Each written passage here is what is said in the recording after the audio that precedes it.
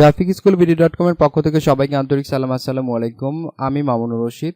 Adobe Creative Cloud Illustrator CC 2017 learning এ আপনাকে স্বাগতম। আজকে দেখাবো open document as tab or window. এটা কি করে আমরা কাজ করব সেটা একটু দেখব। জাস্ট আমরা যেহেতু এখনো সেইভাবে কোনো টুলসে যাইনি শেখানোর জন্য, সো আমরা জাস্ট এখন সামথিং যেসব ইউজ করতে হবে আপনার কাজের জন্য, যেগুলো সুবিধা হবে কাজের জন্য, সেগুলো আমরা জেনে নিব।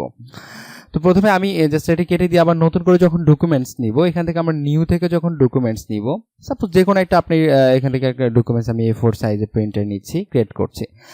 যখন আমরা এরকম একটা নিউ একটা ডকুমেন্টস নিচ্ছি, তখন আমরা দেখতে পাচ্ছি যে এখানে কি হচ্ছে, এখানে চলে আসছে। আপনার দেখেন এটা উইন্ডো আকারে, এটা জাস্ট অ্যাজ ট্যাব আকারে চলে আসছে।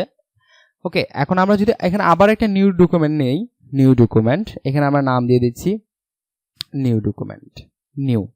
ওকে, নিউ দিয়ে দেওয়ার পর আমরা যদি এখানে আবার একটা ক্রিয়েট করে ফেলি, দেখতে পাচ্ছি যে আবার সেটা আমাদের এখানে দেখতে পাচ্ছি আমরা ট্যাব আকারে এসেছে। এখানে আমরা এটা থেকে এটাতে যেতে পারছি। সাপোজ এটার যদি আমরা নাম 1 দিয়ে দিই, আমরা জাস্ট এমনিতে দেখার জন্য আর কি দিচ্ছি আপনাকে। যদি সাপোজ এটার কালার যদি লোরেম ইপসামে এটা দিয়ে দিই, এবং আমরা এখান থেকে যদি আরেকটা এখানে কালার দিয়ে দিই, লাইক আমি জাস্ট বোঝানোর ট্রাই করছি যে আমরা দুইটা উইন্ডোতে এখানে আমরা পা দিয়েছি। দেখেন এখানে দেখেন এটা একটা আমরা আলাদা আলাদা চেঞ্জ করতে পারছি। ওকে, এবং এইটা আপনি চাইলে কিবোর্ড থেকে শর্টকাট মানে প্রেস করে আপনি ইউজ করতে পারবেন। যেমন কন্ট্রোল ট্যাব যদি প্রেস করেন, সেক্ষেত্রে আমাদের এই উইন্ডো থেকে এই উইন্ডোতে যাবে। কন্ট্রোল ট্যাব আপনি যখন একাধিক ট্যাব নিয়ে যখন কাজ করবেন, সেক্ষেত্রে আপনি যদি ম্যানুয়ালি মানে মাউস দিয়ে যদি না করে যদি আপনার কিবোর্ড দিয়ে করতে চান, সেক্ষেত্রে কন্ট্রোল ট্যাব প্রেস করে আপনি একটা থেকে একটাতে যেতে পারবেন। এখন বিষয় হচ্ছে যে আমরা চাচ্ছি যে এইভাবে আসবে না। যখন আমরা নিউ কোনো ডকুমেন্টস নিব, তখন এইভাবে না এসে আমাদের উইন্ডো আকারে আসবে। সো উইন্ডোটা কি সেটা আমরা একটু দেখব। তার আগে আমরা জাস্ট অপশনটা চেঞ্জ করে দেবো। সেক্ষেত্রে আমাদের যেতে হবে এডিট মেনু থেকে প্রিফারেন্স যাওয়ার পর ইউজার ইন্টারফেসে ক্লিক করার পর আমরা দেখতে পাচ্ছি যে এখানে ওপেন ডকুমেন্ট অ্যাজ ট্যাবটি এখানে আমাদের চেক মার্ক করা রয়েছে। এটা যদি আমরা আনচেক করে দিই, আনচেক করে দেওয়ার পর জাস্ট আমরা এখানে ওকে প্রেস করছি। এবার আমরা নিউ একটা ডকুমেন্টস নিয়ে দেখবো আসলে এটা আগের থেকে এবার কি হয়। এবার জাস্ট আমরা নিউ একটা ডকুমেন্টস নিচ্ছি। নিউ একটা ডকুমেন্টস নেওয়ার পর আমরা দেখতে পাবো এটা উপরে হয়েছে। উপরে আগে ছিল কিন্তু আমাদের এখানে একদম অ্যাটাচ করা ছিল, তার মানে এবার আমাদের এইভাবে হচ্ছে। এইভাবে আপনি যে কোনো কোথাও রাখতে পারছেন। সাপোজ আমি আরেকটা ডকুমেন্টস নিয়ে দেখি আসলে এবার কি হয়। আমরা ছোট করে আরেকটা নিচ্ছি, দেখতে পাচ্ছি যে এটা উপরে হয়েছে।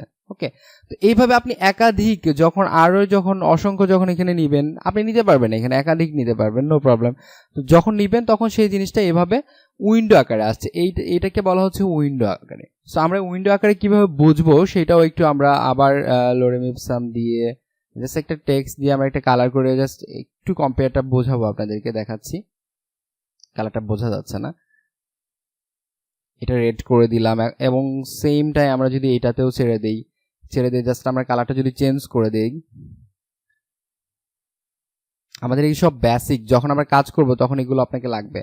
দেখেন আমরা এখানে 3টা উইন্ডো নিয়েছি, এখানে 3টা আমরা উইন্ডোতে কাজ করছি। তো এখন একটা থেকে একটা উইন্ডোতে যখন আমরা কন্ট্রোল ট্যাব প্রেস করব, তখন দেখতে পাচ্ছি যে আমরা একটা থেকে একটা উইন্ডোতে কাজ করছি। এখন এই দুইটা ভাবে কাজ করতে পারবেন আপনি। ইলাস্ট্রেটর ফটোশপেও করা যায় এই সেম জিনিসটাই। তো যখন আপনি যদি উইন্ডো আকারে কাজ করতে যদি কমফোর্ট ফিল করেন, সেক্ষেত্রে আপনি উইন্ডো আকারে কাজ করবেন। যদি আপনি ট্যাব আকারে কাজ করতে কমফোর্ট ফিল করেন, সেক্ষেত্রে আপনি ট্যাব আকারে কাজ করবেন। আর এটা জাস্ট ম্যানুয়ালি না করে যদি আপনি কিবোর্ড থেকে করতে চান, সেক্ষেত্রে কন্ট্রোল ট্যাব প্রেস করলে কাজ হবে। এখন ব্যাপার হচ্ছে আমরা চাচ্ছি যে 3টা এখন উইন্ডো আকারে রয়েছে, উইন্ডো আকারে না করে আমরা ট্যাব আকারে করবো। সো সেক্ষেত্রে আমরা কি করবো, জাস্ট এখান থেকে ড্রপ অ্যান্ড ড্র্যাগ করে এখানে ছেড়ে দিই। আমরা এখানে ছেড়ে দিই, একটা করে আমরা দেখেন ছেড়ে দিচ্ছি। ছেড়ে দেওয়ার পর কি হচ্ছে যে আমাদের এটা 3টাই এখন ট্যাব আকারে হয়েছে। আমরা এখন কন্ট্রোল ট্যাব প্রেস করেও আমরা চেঞ্জ করতে পারছি। ওকে, এখন আপনি চাইলে এই জিনিসটা আপনি চাচ্ছেন যে এই পাশে নাই, এই জিনিসটা আপনার মিডল পয়েন্টে আপনি দিবেন। সো সেক্ষেত্রে আপনি এইটা টেনে আপনি মিডল পয়েন্টেও এইভাবে দিতে পারেন আপনার ইচ্ছা মতো। যখন আপনি কাজ করবেন, আর্টবোর্ড নিয়ে যখন কাজ করবেন, তখন এই জিনিসগুলো অনেকটাই ইম্পর্টেন্ট। সো এই ছিল আজকের টিউটোরিয়াল। সবাইকে অসংখ্য ধন্যবাদ। আসসালামু আলাইকুম।